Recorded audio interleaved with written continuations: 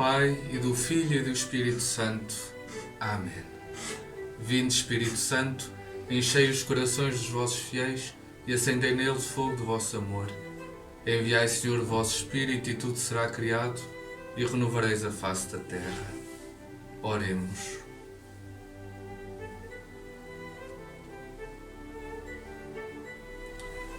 Ó Deus, que iluminais os corações dos vossos fiéis com as luzes do Espírito Santo, fazei que apreciemos retamente todas as coisas segundo o mesmo Espírito e gozemos sempre das suas consolações, por Cristo Senhor nosso.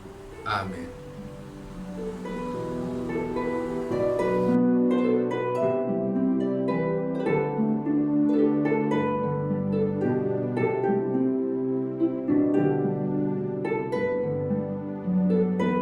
Do Evangelho segundo São Lucas. No 15º ano do império de Tibério César, quando Pôncio Pilatos era governador da Judeia, Herodes administrava a Galileia, seu irmão Filipe as regiões da Itureia e de Traconítide, e Lisânias e Abilene, quando Anás e Caifás eram sumos sacerdotes. Foi então que a palavra de Deus foi dirigida a João, o filho de Zacarias, no deserto. Ele percorreu toda a região do Jordão, pregando um batismo de conversão para o perdão dos pecados, como está escrito no livro das palavras do profeta Isaías. Esta é a voz daquele que grita no deserto: preparai os caminhos do Senhor, endireitai suas veredas. Todo o vale será aterrado, toda a montanha e colina serão rebaixadas. As passagens tortuosas ficarão retas, os caminhos acidentados serão aplainados, e todas as pessoas verão a salvação de Deus.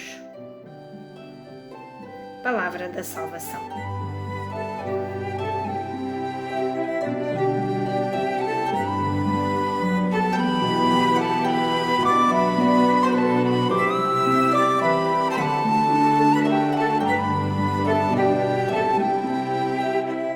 Lucas, no seu Evangelho, quis ser concreto, localizando expressamente a ação de anúncio da Boa Nova no espaço e no tempo do contexto cultural, social e político.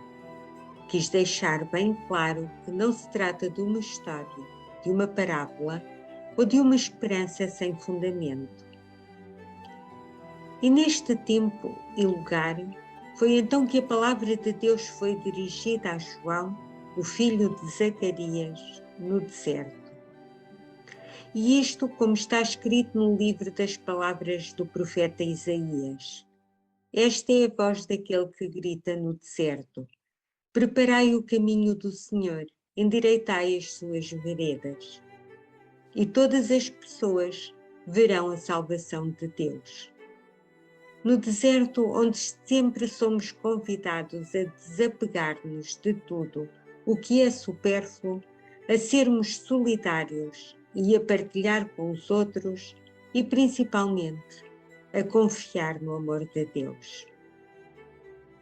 João Batista é o exemplo da frugalidade. Vestia túnica grosseira e alimentava-se do que encontrava no deserto.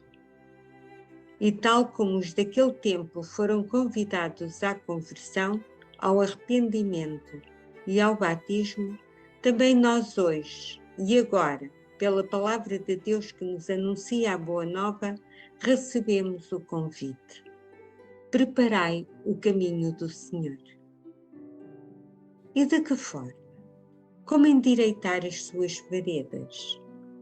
Lucas apresenta-nos o profeta João Batista, que convida os homens a uma transformação radical quanto à forma de pensar e de agir nos valores e nas prioridades da vida. João é o profeta cujo anúncio prepara o coração dos homens para acolher o Messias. É necessário que os corações estejam livres e disponíveis para acolher a boa nova do reino. É esta missão profética que Deus continua hoje a confiar-nos. Segundo a palavra de Deus, todo o vale será aterrado, toda a montanha e colina serão rebaixados.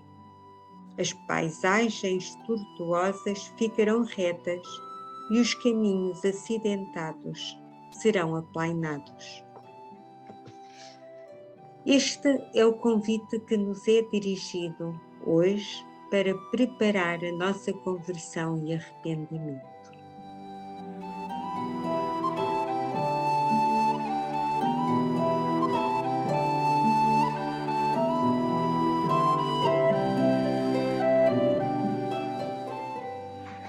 Como meditação neste segundo domingo do Advento, vou ler-vos o comentário ao Evangelho feito pelo Padre Raniero Cantalamessa. No Evangelho do segundo domingo do Advento, não é Jesus que nos fala diretamente, mas seu precursor João Batista. O coração da pregação de João Batista está contido numa frase de Isaías que ele repete aos seus contemporâneos com grande força. Uma voz clama no deserto: preparai o caminho do Senhor e endireitai as suas veredas. Isaías, na verdade, o que dizia era: uma voz clama. No deserto preparai o caminho do Senhor.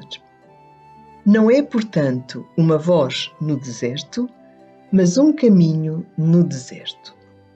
Os evangelistas, aplicando o texto a João Batista, que pregava no deserto da Judeia, modificaram a pontuação, mas sem modificar o sentido da mensagem.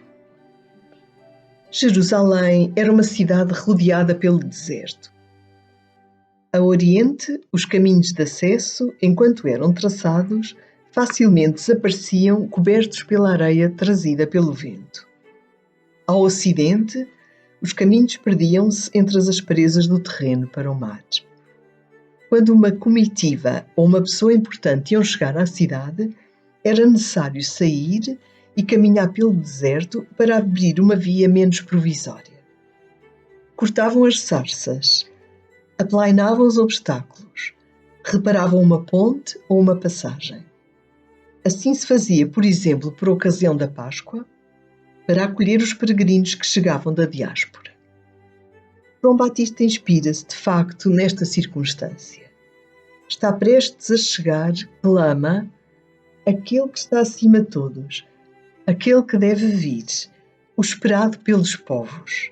É necessário traçar um caminho no deserto para que possa chegar. Mas eis aqui o salto da metáfora para a realidade. Este caminho não se traça no terreno, mas no coração de cada pessoa. Não se traça no deserto, mas na própria vida. Para fazê-lo, não é necessário pôr-se materialmente ao trabalho, mas converter-se. Endireitai os caminhos do Senhor. Este mandato supõe uma amarga realidade. O homem é como uma cidade invadida pelo deserto. Está fechado em si mesmo, em seu egoísmo. É como um castelo com um fosso ao redor e as pontes levantadas. Pior, o homem complicou os seus caminhos com o pecado e aí permaneceu, seduzido, como num labirinto. Isaías e João Batista falam metaforicamente de precipícios, de montes, de passagens tortuosas, de lugares impraticáveis. Basta chamar estas coisas por seus verdadeiros nomes, que são orgulho, humilhações, violências, cobiças, mentiras, hipocrisia, imundícies, superficialidades, embriaguez de todo o tipo. Pode estar-se ébrio não só de vinho ou de drogas, mas também da própria beleza, da própria inteligência, de si mesmo, que é a pior embriaguez. Então percebe-se imediatamente que o discurso também é para nós. É para cada pessoa que nesta situação deseja e espera a salvação de Deus. Endireitar um caminho para o Senhor tem, portanto, um significado concretíssimo. significa empreender a reforma da nossa vida, converter-se.